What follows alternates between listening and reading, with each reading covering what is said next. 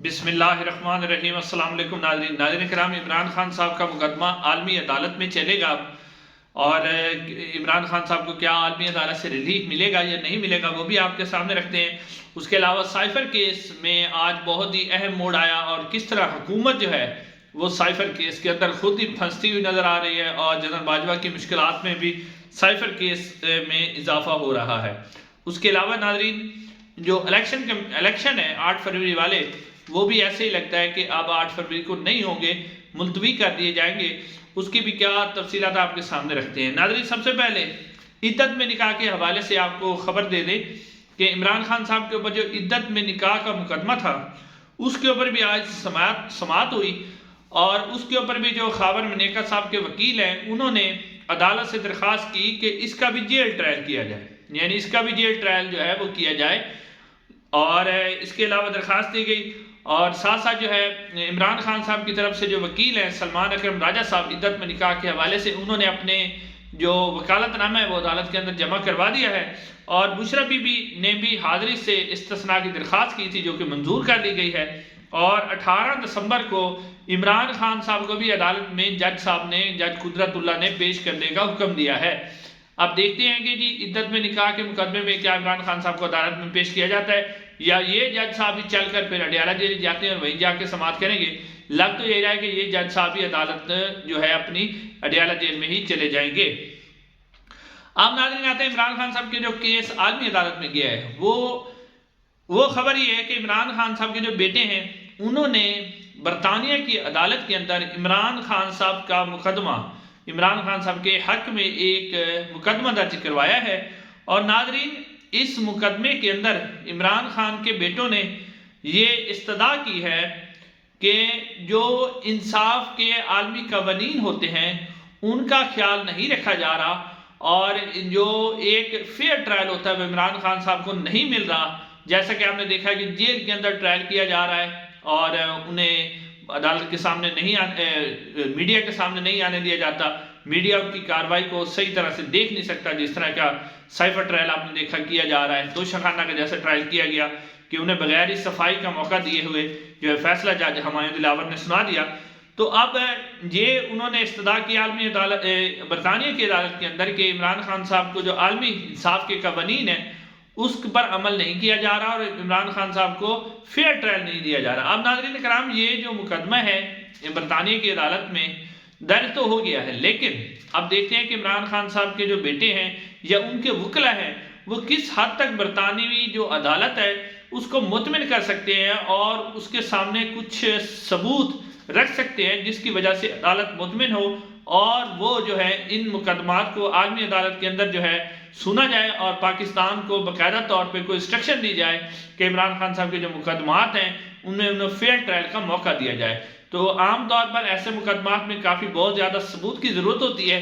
अब देखते हैं कि किस हद तक इमरान खान साहब के जो बेटे हैं वो इस में कामयाब होते हैं अपनी कोशिश में और क्या आलमी अदालतों से भी इमरान खान साहब को कोई रिलीफ मिल सकता है या नहीं मिल सकता। अब नाज़रीन आपके सामने जो सूरत हाल रखते हैं साइफर केस के हवाले से। नाज़रीन साइफर केस के हवाले से एक और अहम मोड़ आज आया।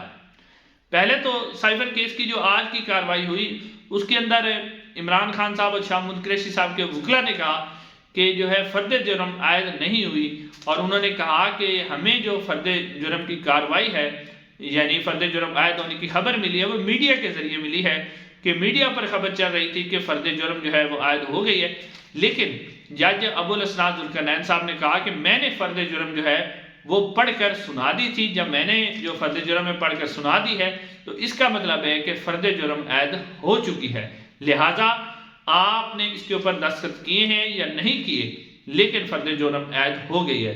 जबकि इमरान खान साहब के वकला ने भी और जो इमरान खान साहब शाह महमूद कुरैशी साहब है उन्होंने भी इनकार किया कि जो है फर्द जुर्म आयद नहीं हुई। लेकिन इसके अंदर अहम मोड़ जो साइफर केस के अंदर आया वो ये आया कि सरकार की तरफ से जो सरकारी वकील हैं उन्होंने जो जज अबुल असनाद हैं उनके सामने एक और दरख्वास्त दायर कर दी है जिस दरख्वास्त में ये कहा गया है कि साइफर केस की जो समाअत है वो इन कैमरा होनी चाहिए।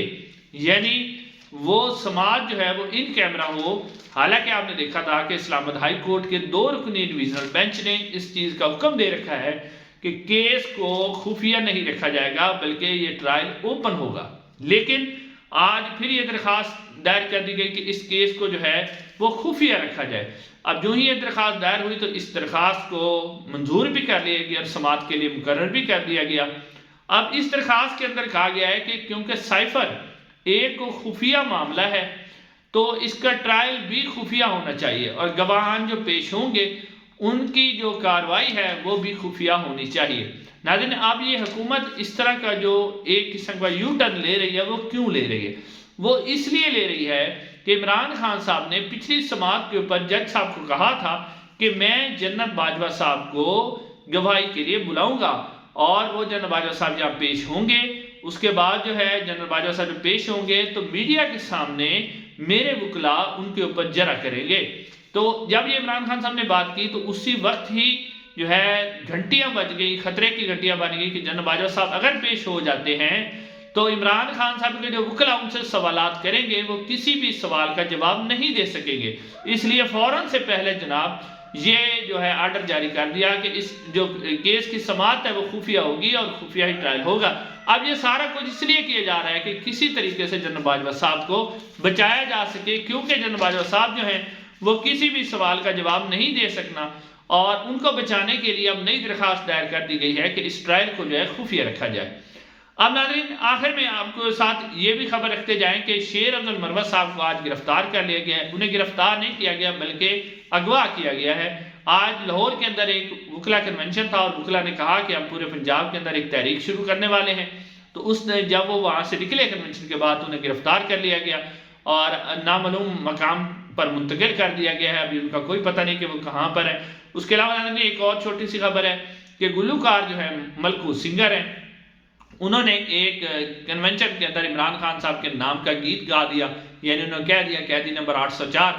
तो अब जो है एक गुलूकार यानी कि एक जो सिंगर है, एक गाने वाला है, उससे भी शायद जो हमारे ताकतवर हल्के हैं वो इतने डरे हुए हैं कि उन्होंने जनाब उसको भी अब उसके ऊपर भी एक कोई FIR डाल दी है, उसको भी गिरफ्तार कर लिया। यानी आज एक सिंगर से भी डर रहे हैं। सियासतदानों से डरना या इमरान खान से डरना या वकला से डरना तो बनता था, लेकिन आज एक सिंगर से भी डर गए हैं और उसको भी बेचारे को आज गिरफ्तार कर लिया गया। अब उसके ऊपर भी देखते हैं कि कितने मुकदमे बनाए जाते हैं, फिर उसके ऊपर भी क्या जेली मुकदमा डाले जाते हैं।